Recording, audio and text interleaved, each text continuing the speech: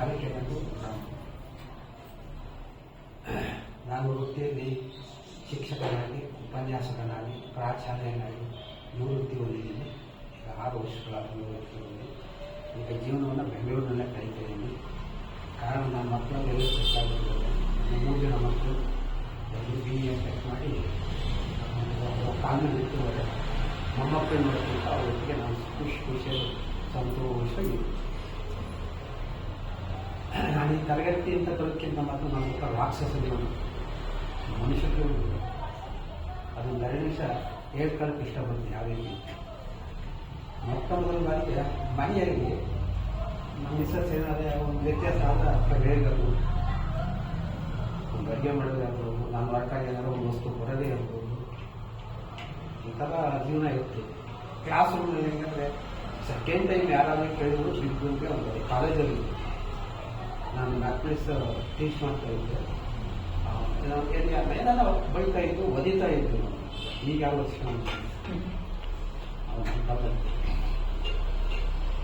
ಅದಕ್ಕಿಂತ ಮೊದಲು ನಾನು ನನಗೆ ಶಿಕ್ಷಣ ಈಗ ಒಂದು ಜ್ಞಾನವನ್ನು ಕೊಟ್ಟಂತಹ ಗುರುಗಳು ಶಿವಣ್ಣ ಗುರು ಮತ್ತು ಮೋಹನ್ ಪ್ರಸಾದ್ ಅವರು ಭದ್ರಾವತಿಯವರು. 2000 ಇಸ್ವಿ ಮಾತಾಡಿದವರು. ನಮಗೆ ಅದಕ್ಕಿಂತ ಮೊದಲೇ ನೋಡಿದ್ದು ಪರಿಚಯ ಇರಲಿಲ್ಲ. ನಮ್ಮ ಪಕ್ಕದಲ್ಲಿ ಒಂದು ಅಂತರ್ಗತಿ ಅಂತಿದೆ. ಅವ್ರ ಪ್ರಾರಂಭ ಹಂತದಲ್ಲಿ ಅಲ್ಲಿ ಕ್ಲಾಸ್ ಕೊಡ್ತಾ ಇದ್ರು. ನಾವು ಮನುಷ್ಯನ ಬೇಕಂತಿದ್ವಿ. ಇವತ್ತು ಒಂದು ತಾಯಿ ಸ್ವರೂಪ, ಒಂದು ಶಕ್ತಿ ಸ್ವರೂಪ. ಯಾಕೆಂದ್ರೆ ಅಲ್ಲಿಂದ ಇಲ್ಲಿ ತನಕ ನಾವು ನೋಡ್ಕೊಂಡು ಬರ್ತಾ ಇದ್ದೀವಿ. ಅವ್ರ ಬಗ್ಗೆ ಹೇಳೋಕ್ಕಾಗೋದಿಲ್ಲ. ಹೋಗ್ತಾ ಹೋಗ್ತಾ ನೀವು ಅವ್ರ ಅನುಭವವನ್ನು ನೋಡ್ತೇನೆ. ಆಮೇಲೆ ನಾನು ತರಗತಿ ನಿಲ್ಲದ ಜೀವನ ಸಮಾಜದಲ್ಲಿ ತುಂಬ ವೆರಿ ಸ್ಟ್ರಿಕ್ಟ್.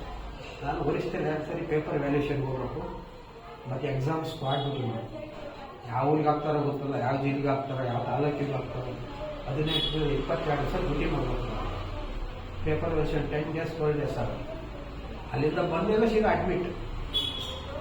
ಆರೋಗ್ಯ ಏನೇನೋ ಇರ್ಬೇಕು ಎಲ್ಲವಿದ್ದು. ನನಗೆ ಯಾಶ್ವಿತ್ತು ಒಂದು ಊಟ ಮಾಡಬೇಕಂದ್ರೆ ಅನ್ನ ನುಂಗೋದು ಕಷ್ಟ. ಆ ಥರ ಒಂದು ನೀರು ಕುಡಿತಿದ್ದೆ, ಒಂದು ಅನ್ನ ನುಂಗ ಆ ಪರಿಸ್ಥಿತಿ. ಯಾವ ಜೋಬಲ್ಲಾರ ಕೈ ಹಾಕಿ, ಯಾವ ಬ್ಯಾಗಲ್ಲಾರ ಇರಲಿ, ಡಯಾಜಿನ್ MPS ಡಯಾಜಿನ್ನು MPS ಅಂತ ಒಂದು ಟ್ಯಾಬ್ಲೆಟ್ಸ್ ಇತ್ತು. ಆಮೇಲೆ ಇದು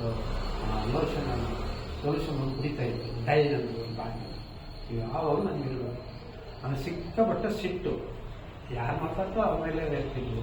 ಮನೆಯಲ್ಲೂ ಅಷ್ಟೇ, ಕ್ಲಾಸಲ್ಲೂ ಅಷ್ಟೇ, ಸಮಾಜದಲ್ಲೂ ಅಷ್ಟೇ.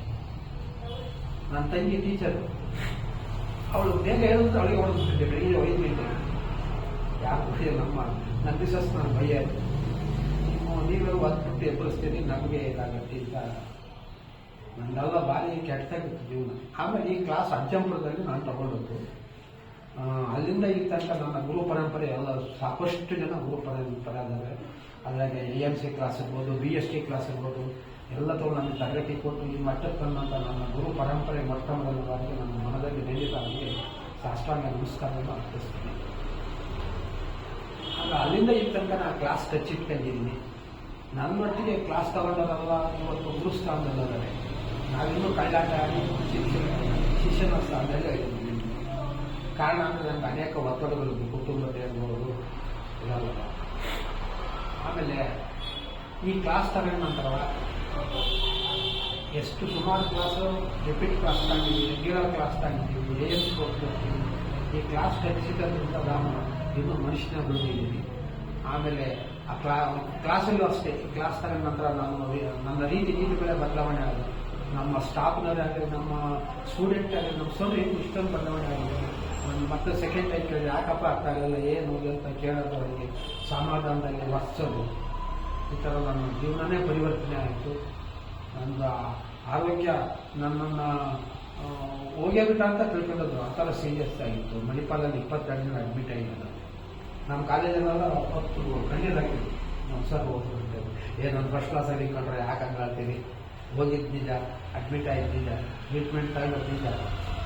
ಆದರೆ ಈ ಒಂದು ತರಗತಿ ನೀವೆಲ್ಲ ಯಾಕೆ ನಿಮಗೆ ಕೈ ಮುಗಿತು, ನೀವೆಲ್ಲ ದೇವರು, ನೀವೀಗ ಅದೃಷ್ಟದ ಬಾಗಿಲು ತೆಗೆದಿದೆ. ಈಗ ನೀವು ಇಲ್ಲಿ ಬಂದಿದ್ದೀರಿ. ದಯಮಾಡಿ ನೀವೇ ಅಲ್ಲ, ನಿಮ್ಮ ಕುಟುಂಬ ವರ್ಗಕ್ಕೆ, ನಮ್ಮ ಮನೆಯಲ್ಲಿ ನನ್ನ ಮಿಸಸ್ಸು, ನನ್ನ 3 ಜನ ಮಕ್ಕಳು ಈಗಲೂ ಸ್ವಲ್ಪ ಅವರು ಪ್ರತಿನಿತ್ಯ ಒಂದು ಧ್ಯಾನದಲ್ಲಿ ಒಂದು ಇದರಲ್ಲಿದ್ದಾರೆ, ಇಷ್ಟೇ ಪ್ರಾಮಾಣಿಕತೆ ಜೀವನ ಮಾಡ್ತಿದ್ದಾರೆ. ಆಮೇಲೆ ಮಕ್ಕಳಿಗೂ ಅಷ್ಟೇ, ನಾನು 6ನೇ ಕ್ಲಾಸ್ ಇದ್ದಾಗ ನನ್ನ ಮಗಳಿಗೆ ಕ್ಲಾಸ್ ಕೊಡ್ತಿದ್ದೆ. ಅವಳು ಇವತ್ತು M.Tech ಮಾಡಿ ಸೋನಿ ಕಂಪ್ನಿಯಲ್ಲಿ ವರ್ಕ್ ಮಾಡ್ತಾ ಇದ್ದಾಳೆ. ಈ ಒಂದು ಜ್ಞಾನವನ್ನು ಬಿಟ್ಟು ಹೋಗಿಲ್ಲ. ಫುಡ್ಡು, ಎಡ್ಡು, ಬ್ಲಡ್ ಎಲ್ಲವೂ ಸ್ವಲ್ಪ ಬ್ಯಾಲೆನ್ಸ್ ಮಾಡ್ತಿತ್ತು. ನಾವು ದಯಮಾಡಿ ನೀವು ಬರೋದೇ ಅಲ್ಲ, ನಿಮ್ಮ ಮನೆಯವರನ್ನ, ನಿಮ್ಮ ಅಕ್ಕಪಕ್ಕವ್ರು ಯಾಕೆ ಮಾತಾಡೋದು ಸಹಾಯ ಕೊಡೋಣ. ನಾನು ಇದಕ್ಕೆ ಡಾಕ್ಟ್ರು ರಾಂಗ್ ಟ್ರೀಟ್ಮೆಂಟ್ ಕೊಟ್ಟು ನನಗೆ ಕೈ ಕಾಲು ಸೇಕಾಗ್ತವೆ, ಜಿಟ್ಕೊಳಕ್ಕಾಗ್ತದೆ. ಅಷ್ಟಮ ಅಂತ ಹೇಳ್ಬಿಟ್ಟು ಇಷ್ಟು ಮಾಡ್ತಾ ಹೋಗೋದು. ಪ್ರಾಣಾಯಾಮ ಕೊಟ್ಟು ಇಲ್ಲಿ ಒಂದು ಜ್ಞಾನವನ್ನು ಅಳವಡಿಸ್ಕೊಂಡು ನಾನು ಹೆಂಗೆ ಗೊತ್ತಿದೆ, ಗಾಡಿ ಪ್ರತಿ ದಿವಸ 5ರಿಂದ 10 ಕಿಲೋಮೀಟರ್ ವಾಕ್ ಮಾಡ್ತೀನಿ, ಧ್ಯಾನ ಮಾಡ್ತೀನಿ, ಯೋಗ ಪ್ರಾಣಾಯಾಮ ಮಾಡ್ತೀನಿ, ಖುಷಿಯಾಗಿದ್ದೀನಿ. ಫ್ರೆಂಡ್ಸ್ ಒಟ್ಟಿಗೆ, ಮನೆಯವರೊಟ್ಟಿಗೆ, ಬಂಧುಗಳೊಟ್ಟಿಗೆ. ಅದು ದಯಮಾಡಿ ನೀವು ತಗೊಂಡು ಮಾತ್ರ ಬಿಡಬೇಡಿ ಕ್ಲಾಸನ್ನು. ಇದೊಂದು ಜೀವನದ್ದು ಉದ್ದುಕೊಳ್ಳಬಡಿಸ್ಬೇಡಿ. ನನಗೆ ಒಂದು 100 ಕೋಟಿ ರೂಪಾಯಿ ಒಂದು ತಕಡಿ ಇರ್ಬಿಟ್ಟು SSY ಕ್ಲಾಸ್ ಅಂತ ಒಂದು ತಕಡಿ ಇಟ್ಟರೆ ನನಗೆ 100 ಕೋಟಿ ಬೇಡ. ಇದರ 1000 ಕೋಟಿ ಇದೆ. ನಾನು ಅಂದ್ಕರ ಎಕ್ಸಾಂಪಲ್ ಕೊಡ್ತಾರೆ. ಅದರಿಂದ ದಯಮಾಡಿ ಈ ಇದೊಂದು ಪುಣ್ಯಕ್ಷೇತ್ರ ಇದ್ದಾಗಿದೆ. ನಿಜಕ್ಕೂ ಇಲ್ಲಿ ಒಂದು ನನ್ನ ವಿಶೇಷ ತಿಳಿದ ತಕ್ಷಣ ಗುರುಜಿ ನಾನು ಹೋಗ್ತೀನಿ, ಅದರಲ್ಲಿ ನಾನು ಮಾತಾಡಿರ್ತು ಬರೀ ಸಹ ದರ್ಶನ ಮಾಡಿ. ನಮ್ಮ ಮನೆಯವ್ರು ಸಹ ಕೂಡ ಬರ್ತಿದ್ದು, ಏನಾಗ್ತಿ ಮಗಳು ಬಿಟ್ಟು ಬರೋಂಗಿಲ್ಲ, ಅವ್ರು ಎಲ್ಲಿಗೆಲ್ಲ ಹೋಗಿ ಅವರು ಮಾತಾಡಿ ಮನೆ ಕರ್ಕೊಂಡು ಬಂದಿದ್ದಿಲ್ಲ, ದಯಮಾಡಿ ಹಾಗಾಗಿ ಸುಮಾರು 2-3 ವರ್ಷ ಆಯ್ತು ನೋಡ್ಯಾರವರು ಅದು ಕರ್ಕೊಂಬರಿ ಬಂದ ಮನೆಗೆ ಅಂತ. ನೀವು ಬಂದು ಅವರು ಸ್ವಲ್ಪ ಮಾತಾಡ್ಸ್ಬೇಕು. ನೀವು ಎಲ್ಲಿಗೆ ಹೇಳ್ತೀರಿ ಅದು ಕಷ್ಟ. 15 ಹಾಂ ಖಂಡಿತ. Very good.